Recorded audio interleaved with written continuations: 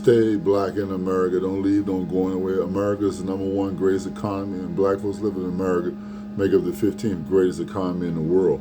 So stay here. You can make all your dreams come true. You can become anything you want to become in this great country we live in here. You don't have to believe the hype and run someplace else, because this is a great country. Despite this so-called racism that we deal with, sometimes black on black, matter of fact, most of the time black on black crime is worse than white on black crime because it's more numerous, just not talked about as much. So you definitely can become anything you want to become here. Don't let the word racism or those things hold you back, because there's good and bad people in all ethnic groups. Today I'm talking about the economy. I always talk about things putting a black picture on it, because we know all men are created equal, but we know all men are not treated equal in all ways. So economics, right? The economy thing basically started 150 years ago. So it started maybe in 1873, maybe 9 years after slavery, when they started doing it. When they kept records of the economy, how things were going, and how the United States, was positioning itself. So we know that there's always been booms, there's always been busts, there's always been a combination of expansion and contraction. So we know that the economy grows, and sometimes it stays stagnant and doesn't grow. So let's give an example. So the booms are called expansions, right? That means that the economy is growing as it has done most of the time since it began keeping records 150 years ago. Once the economy starts rolling, it tends to keep rolling.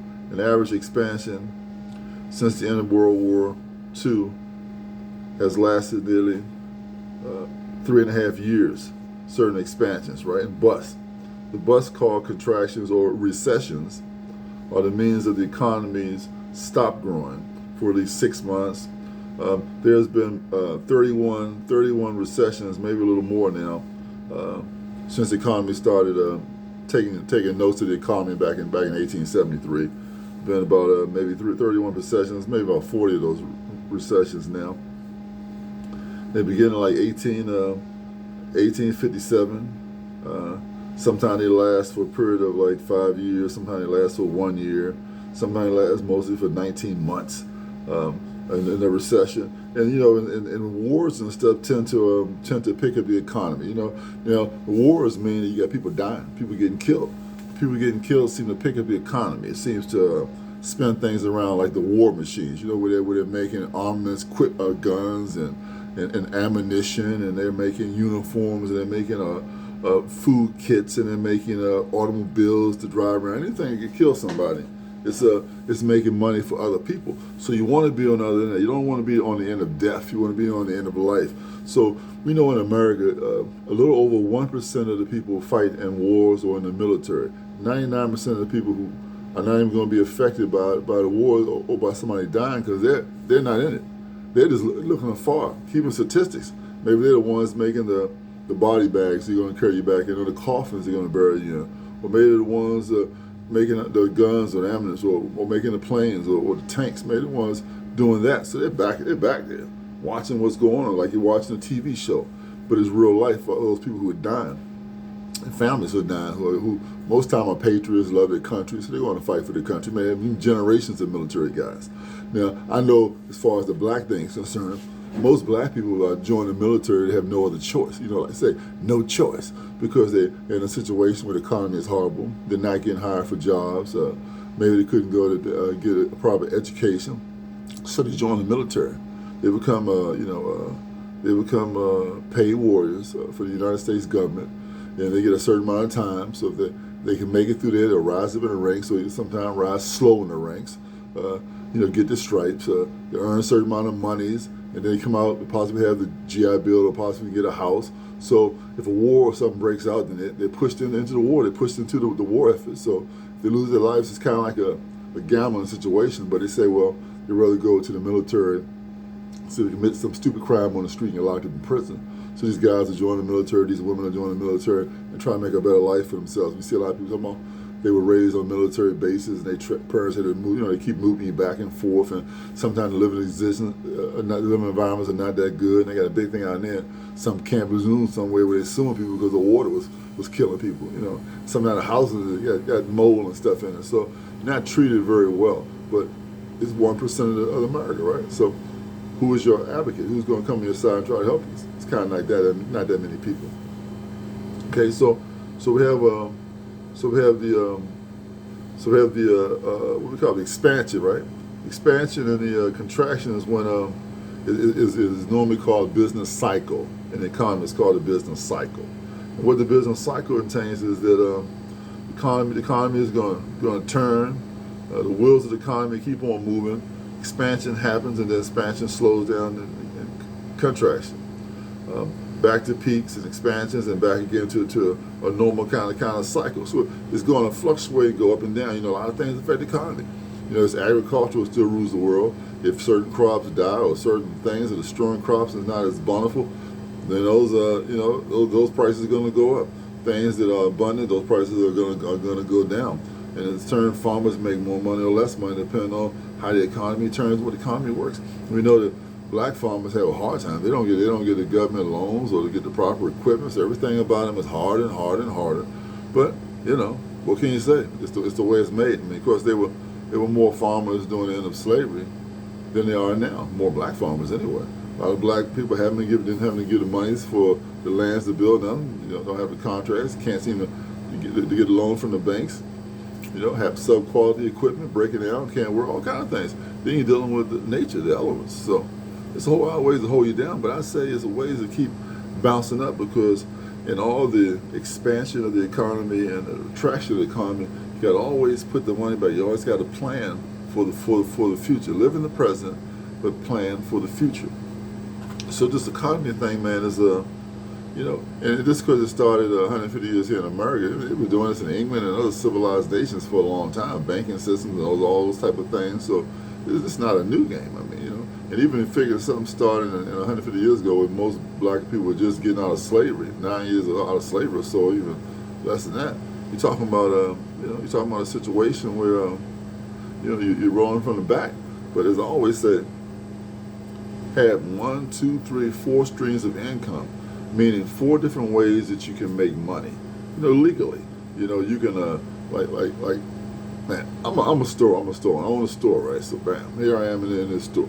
What else can I do to make money? Well, I went to school and bricklayer and masonry school, learn how to lay bricks and blocks. And I can make money like that.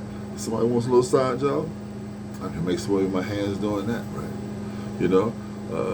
Someone, if you need something, a groceries delivered, you got DoorDash, you got Uber Lyft, you got all sorts of things where you can deliver things and make money. Or you got things where used to be in the 90s where black people couldn't get cabs, and then you got Lyft programs where anybody can put an app and they can hit the app and you can come pick them up and they get paid for it automatically from your money transfer. I mean, so that's another way to make money. I mean, they're still cutting grass and raking leaves and pushing snow out of the way. They're still doing that to this day. That's always ways to make money. Some things make money around nature. All seasons of the year is going to be a way to make some kind of money. So you got to make every little avenue count. I mean, hauling away junk makes money. You know? Washing cars, detailing makes money. Anything in the house makes money. Any kind of cleaning you can do in the house. Well, yeah, women clean houses a long time working for white women. They made salaries, they made money to subsidize their families. This about doing that. So, so many ways of abundance. Of course, entertainment.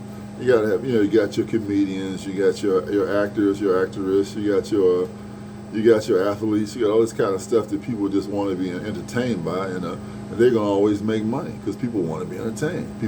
People living in a tired, depressing life want to get entertained. You're always going to have liquor. A prohibition couldn't stop it because people want to get drunk. People want to celebrate and have a good time with all kinds of varieties of wine and shampoo and liquor and booze. They want to do that. That's why they couldn't stop it. Then you got the cigarette smoke. And of course, it's bad for you. You see these guys smoking these big cigars like it's a big bad thing. And smoking's still bad for you. It still can cause some type of cancer in your body. It's still somehow not good for you. I mean, some have less chemicals, more chemicals, but it's supposed to be not good for you. But Hey, it grows out of the ground. Some people got that habit, got to smoke it. So it's a choice, So people take the choice. They figure they come down with something, cancer. Well, they'll deal with it, or they'll go to the hospital, do whatever they got to do. But they're not going to let those deter them from doing such a thing. They're still going to smoke, still going to drink, still going to carouse, still going to do everything in the world. So that's what you got to do. But being black in this economy, you got to take all those vices and make them ways in which you're saving and putting back money. Because you're saving and putting back that money, then you're going to grow. Even the banks don't pay nothing, which they don't. Well, back in my younger days, they did pay a little more, 5-6%. Sometimes you get money marketing funds. You put your money in, you can get CDs, hold your money for a little bit of time. You don't touch it, you get paid. So it's not paying you much now. But if you can put back $50, $60 a week and save it, you almost have $3,000 a year just putting it back there.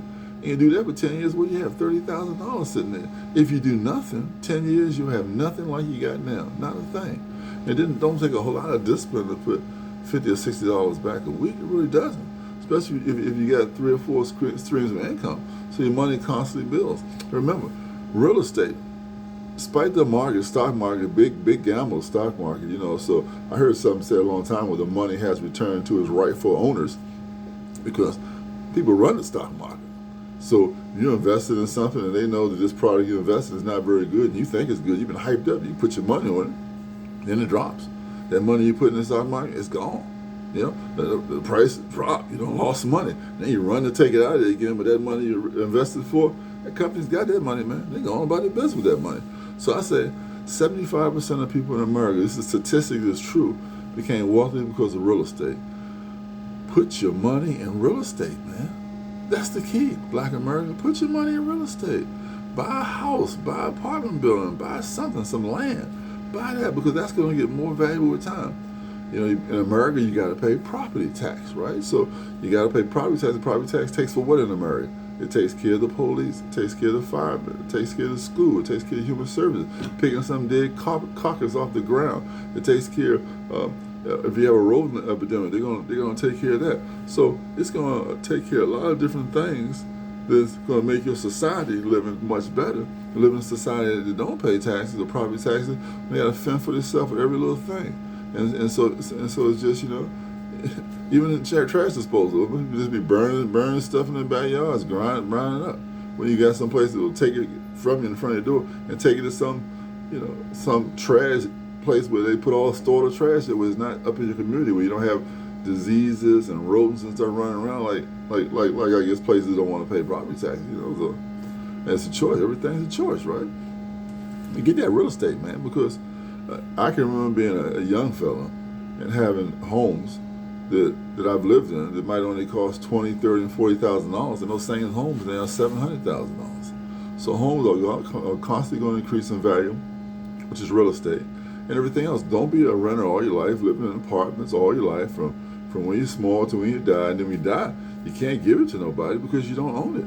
You just die and leave that apartment building. That's where grandma lived. That's where mom lived for 40, 50 years.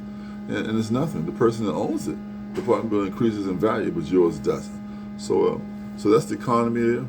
Tracking the economy. So stay black in America. Don't leave. Don't go anywhere. Greatest country in the world for a black man or black woman.